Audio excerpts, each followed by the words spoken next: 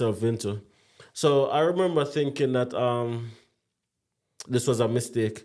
Throughout that first week, it was a feeling of uncertainty and just low key depression because you give up your job, you give up your stability, and you're catching with somebody, and all of these things, and it just wasn't what I thought it would have been throughout that first week. Like we didn't have a laptop, so many factors. So even that we were looking for jobs, we were using somebody else's laptop, stuff like that. So it was a feeling of like low key depression.